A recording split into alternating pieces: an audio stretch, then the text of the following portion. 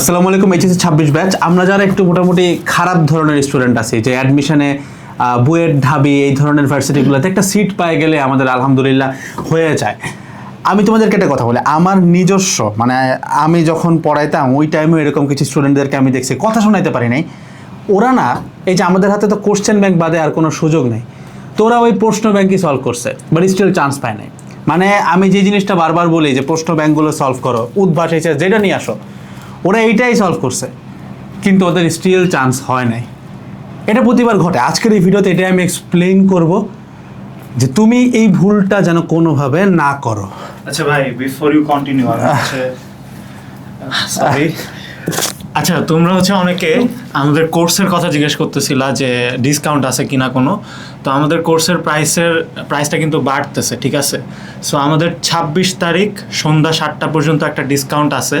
এটা তোমার 7টা পর্যন্তই, এর বেশি আমরা করব না। এর আগে মৃধা ভাইকে বলছিলাম, সো ভাই একটা কুপন দিয়েছিল, বাট ওই কুপনটাই এখন আছে, বাট প্রাইস কিন্তু বাড়তেছে।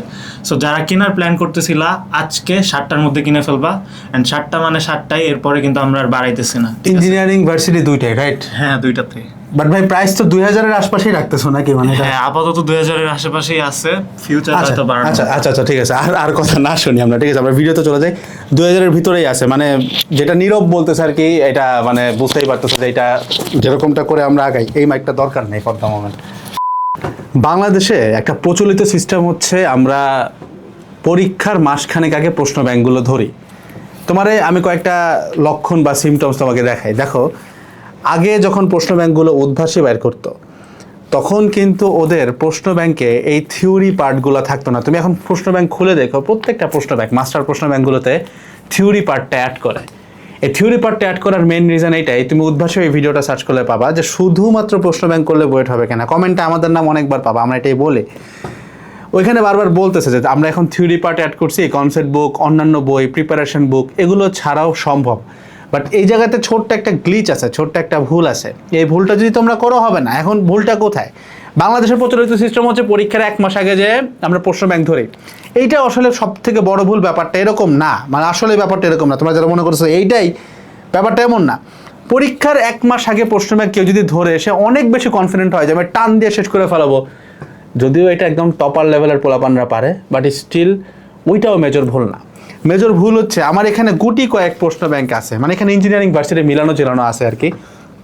এগুলা তুমি এটা সিম্পলি চিন্তা করে দেখো তো, এই কয়টা জিনিস যদি আমি ধরি, এটা কি তুমি আদৌ শেষ করতে পারবা? মানে ডু ইউ ফিল লাইক যে এটা তোমার মানে শেষ হবে? প্রথম প্রশ্ন শেষ হবে কি ভাই? এরপরে আসো, আমার স্টুডেন্ট ছিল, মানে আমি ওদেরকে তখন প্রাইভেটে পড়াইতাম, অনেক আগের কথাই বলতেছি। ওরা কিন্তু অ্যাটলিস্ট আমি ওদেরকে শেষ করাই, সেটা তুমি বুঝতেছো। সমস্যাটা হচ্ছে শেষ করলেই হবে না। এই জিনিসটা করতে করতে মুখস্থ লেভেলে চলে যাবে। আমি জানি না এইগুলাই কি আমাদের ওই সিল করাটা কিনা। তুমি দেখো, আমি জানি না এটা কি দেখা যাবে কিনা। এইখানে উপরে লেখা আছে, দেখো, MCQ 18টা, সিকিউ অথবা রিটেন 11টা। অর্থাৎ একটা চ্যাপ্টারের মধ্যে এটাকে আমরা কম্প্যাক্ট করার পরে 18টা MCQ, রিটেন 11টা। এটা মনে হয় ড্রাফট আর কি। আমাদের যেগুলো একদম কম্প্যাক্ট করা থাকে, এটার একটা সিল থাকে এটার উপরে। মানে ড্রাফট বলতে এটা আরও কমছে আর কি, যখন ফাইনাল হয়েছে। আমি যখন একদম ফাইনালাইজ করছি, অনেকগুলো স্টেপ দিয়ে কম্প্যাক্ট হয়। তো একটা চ্যাপ্টারে, এই ভেক্টর চ্যাপ্টারে তোমরা যারা দেখবা ইঞ্জিনিয়ারিংয়ে, আমি হচ্ছে ইঞ্জিনিয়ারিং মাস্টার প্রশ্ন ব্যাংক নিয়ে বসছি, তুমি দেখো ভেক্টরের রিটেন কয়টা আছে, MCQ কয়টা আছে, সেটার তুলনায় এখানে মাত্র কয়টা এসে পড়ছে। সো আমি যেটা বারবার বলি যে আমরা যেভাবে করে পড়াই বা আমরা যেটাকে প্রমোট করি, এটা তুমিও করতে পারো। এই যে জিনিসটা আছে, এই জিনিসটা একটার সাইজ তোমার কমপক্ষে এতটুকুর মধ্যে আনতে হবে, মানে একদম নেগলিজিবল পেজ। তুমি যদি আমাদের স্লাইডগুলোকে প্রিন্ট আউট করো, পুরো ফিজিক্স ফার্স্ট সেকেন্ড ইঞ্জিনিয়ারিংয়ের এতটুকুর মধ্যে চলে আসবে। স্লাইডগুলো যদি তুমি একসাথে করে লেখার সুযোগ থাকে, প্রিন্ট করার সুযোগ থাকতো এরকম বইয়ের মতো করে, তাহলে টোটাল জিনিসটা তোমার সবগুলো পড়তে হলে এতগুলো বই লাগে। আমি প্রমোট করি তুমি এরকম একটা জিনিস পড়ো। এটা কিভাবে করবা? এটা কম্প্যাক্ট করার মাধ্যমে।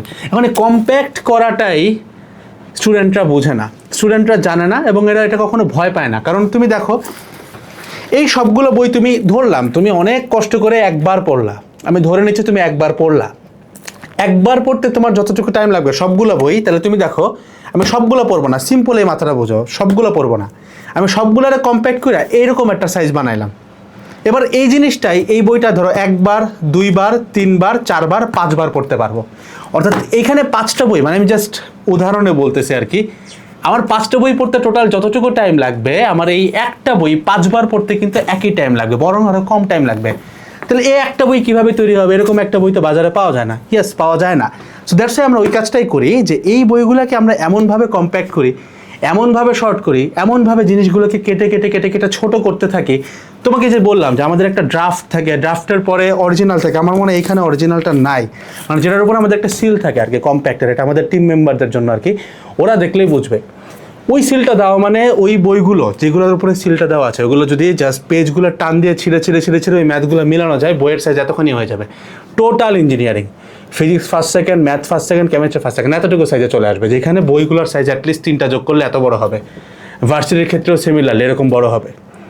তো এই কাজটা স্টুডেন্টরা বোঝে না। প্রশ্ন ব্যাংক একবার করলে কখনো হয় না। তুমি রেফারেন্স লাগলে আবারও বলতেছে, সার্চ করো, শুধুমাত্র ইঞ্জিনিয়ারিং পড়লে বুয়েট হবে কি না, উদ্ভাস, এটা লিখে সার্চ করো, কি বলছে শুনো। একবার পড়লে হয় না। দেখো, উদ্ভাসেরও কিন্তু নিজস্ব প্রশ্ন ব্যাংক সলভিং ক্লাস আছে, কিন্তু তুমি দেখো ডিফারেন্সটা কোথায়, আমরা কোথায় কাজ করছি। আমাদের ক্লাসের ডিউরেশন একটা চ্যাপ্টারের উপরে বড় জোর গেলে 1.5 ঘন্টা থেকে 1.5 ঘন্টা, কিন্তু তুমি সিম্পলি যদি এইখান থেকে একটা চ্যাপ্টার সলভ করতে চাও এবং এটা ক্লাসে আনতে চাও, 3.5-4 ঘন্টা লেগে যাবে, 3 ঘন্টা তো লাগবেই। কিন্তু সেখানে আমরা অনেক সময় নিয়ে সলভ করতেছি, একটা ম্যাথ 2 বার 3 বার দেখানোর পরেও আমরা 1.5 ঘন্টা থেকে 1.5 ঘন্টায় আনতেছি।